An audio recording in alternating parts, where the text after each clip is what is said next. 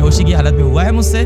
मैं थोड़ी सेंस में था, फिर मुझे लेके गई। मैं बाथरूम के अंदर शर्ट पहन के सिर्फ खड़ा था। लड़कों के लिए समाज बहुत कठोर है। आपके मालिक आप सिर्फ खुद हो। अरे चलिए ना, अरे रुकिए ना, क्या हो गया? बैठिए, पानी पीजिए। अरे कुछ नहीं हुआ। इनको खिलाइए, साइड में लाइए। अरे आइए दीदी, हमारी दुकान से पहले कुछ खा के जाइए। और आप गिरे होगे, खून बह रहा होगा, कोई आपको छूने भी नहीं आएगा। हम इतने शर्मीले हो चुके हैं कि मान लीजिए किसी मेहमान के यहाँ गए हैं और मेहमान के यहाँ जाने पे आपको बाथरूम फील होती है तो हम बोल नहीं पाते हैं, बाथरूम तो बहुत गंदी चीज है। कैसे बोले, आ गई है बहुत कस के। क्यों इतना दर्द सह रहे हो? उसका बाथरूम गंदा नहीं हो जाएगा तुम्हारे जाने से, पर बोलने की हिम्मत नहीं आ रही, अंदर से शर्म आ रही है। एक बार बोल के जाल के मल निकाल के आना, क्या रिलैक्सेशन मिलता है जीवन में जब कस के शुशु आयु करके आओ। वो जो उस क्षण की खुशी, आत्मा तृप्त हो जाती है। टेस्ट में 100 नंबर आने पे वो खुशी नहीं होती है।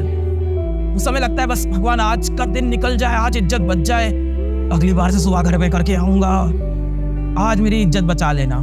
क्यों ये कहानी सुना पाया? कड़वे सच, मेरे जीवन के छोटा था, फर्स्ट क्लास में था।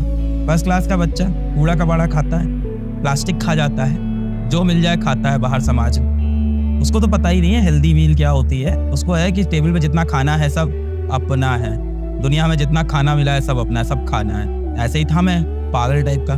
फर्स्ट क्लास में था, पहली बार ये कहानी सुना रहा हूँ, पता नहीं है कैसी जाएगी, मुझे नहीं पता। स्कूल में बैठे थे, आ गई हमको पॉटी। जाके मैडम से बोले ही नहीं, क्योंकि कहीं ना कहीं समाज ने सिखा रखा था पॉटी के बारे में बात नहीं करनी चाहिए, गंदी चीज होती है। कैसे जाके पूछोगे टीचर से, क्या बोलोगे? हाँ, अब इसमें कई लड़कों का दिमाग चल रहा है, ऐसे टॉयलेट बोल के निकल जाते और वहां कर आते। किसी को पता थोड़ी चलेगा आप क्या करने गए हो।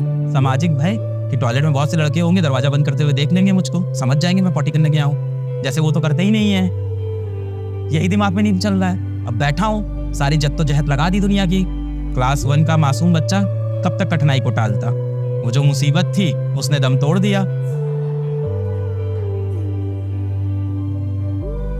मुझे लगा कि ये बात दब जाएगी, नहीं दबी। कुछ देर बाद क्लास में शोर मच गया। अब मेरी अलग लेवल पे बेइज्जती हो रही है। अब मैंने कहा कुछ नाटक खेलना पड़ेगा। मैं नाटक खेला, बेहोशी की हालत में हुआ है मुझसे। मैं थोड़ी सेंस में था, फिर मुझे लेके गई बाथरूम में, फिर मेरी पैंट धो के टांग दी गई। मैं बाथरूम के अंदर शर्ट पहन के सिर्फ खड़ा था। छोटा फर्स्ट क्लास का अलग पांडे बेचारा बाहर समाज को देख रहा है कि कैसा क्रूर समाज है, 40 तक नहीं करने दे रहा है मुझको। थोड़ा बड़ा हुआ तो समझ में आया कि जाके शिक्षक से पूछ लेना चाहिए था मुझको। 4 लड़के देख लेते तो क्या चला जाता, मैं तो खुश रहता, मैं तो सुकून में रहता। क्या मैंने पूरी गंदगी मचा दी क्लास में। शिक्षक मना करता, दौड़ के भाग जाता, क्योंकि ये मेरा,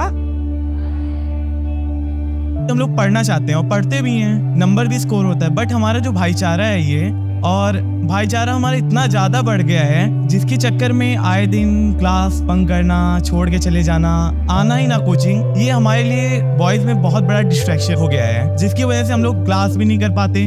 अच्छी खासी पढ़ाई चलती रहती है, पूरी पढ़ाई खत्म। काफ़ी लड़के प्रॉब्लम फेस करते हैं, अप्रॉक्स एवरी बैक बेंचर्स ये प्रॉब्लम तो फेस करते ही करते हैं। बैठो। समाज धीमे धीमे आगे बढ़ रहा है और समाज में धीमे धीमे नारी और पुरुष को एक जगह पे रखा जा रहा है। देखा जाए तो नारियों ने हमसे ज्यादा दर्द सहे हैं, परेशानियां सही हैं, उनके ऊपर हमसे ज्यादा जुल्म हुए हैं, पर कहीं ना कहीं पुरुषों पे भी जुल्म हुए हैं, जिसको अब धीमे धीमे समाज अब समझने लगा है। पहले तो समझा ही नहीं, धीमे धीमे शिक्षित होता समाज। सबसे पहले उसको लगा अच्छा नारी को तो सती कर दे रहे हैं, ये तो ज्यादा बड़ी दिक्कत है। पति घर में मारता पीटता है, ये बहुत गलत है। पहले कि आप औरतों से मिलो और उनसे बोलो कि आपका पति आपको पीट रहा है तो कहते हैं मेरी ही गलती होगी, क्योंकि उनको ऐसा ट्रेन किया गया कि वो ये मानती थी कि उनका पति अगर मार रहा है तो सही कर रहा होगा, कुछ मेरी गलती होगी, क्योंकि उनको ऐसा सिखाया गया था कि पति आप पे हाथ उठा सकता है। पर धीरे धीरे समाज को समझ में आया ये तो गलत है, ये तो बराबर के साथ ही थे, इसको हाथ नहीं उठाना चाहिए। फिर समाज ने कहा कि नारी को बराबर की शक्ति देंगे, फिर बहुत सारे कानून बने, फिर कानून बनते गए, फिर इतने कानून बन गए कि पुरुष पे जुल्म होने लगा। फिर कोर्ट में आप देखो तो डाउरी केसेस आजकल ज्यादातर ऐसे होते हैं जहाँ पे पुरुष की गलती नहीं है। तो एक सारा कानून आपके खिलाफ बनाया गया है, महिलाओं के फेवर में, क्योंकि कहीं ना कहीं शारीरिक रूप से थोड़ी वो कमजोर थी, उनके ऊपर ज्यादा दबाव था। लड़कों के लिए बोल रहा हूँ, बैक बेंचर्स के लिए सारा।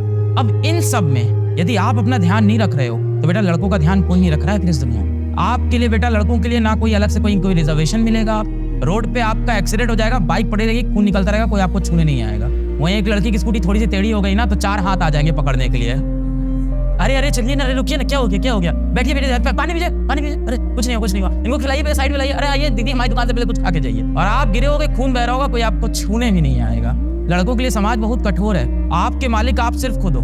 As a boy all the laws are either against you और not in your favour at least. तो उस स्टैटिक लिमिटिंग फ्रिक्शन की एक औकात थी। क्या मैं उस औकात तक पहुंच रहा हूं? मैंने ताकत लगाई, दुश्मन ने भी ताकत लगाई।